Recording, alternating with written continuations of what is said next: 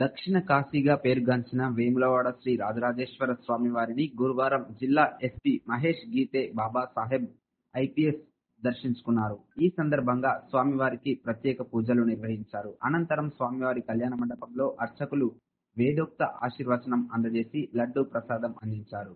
వారి వెంట ASP శేషాద్రిరెడ్డి, rural CI Srinivas, ఆలయ పర్యవేక్షకులు శ్రీనివాస్ శర్మ, ప్రోటోకాల్ పర్యవేక్షకులు శ్రీకాంత్ చారి తదితరులు ఉన్నారు.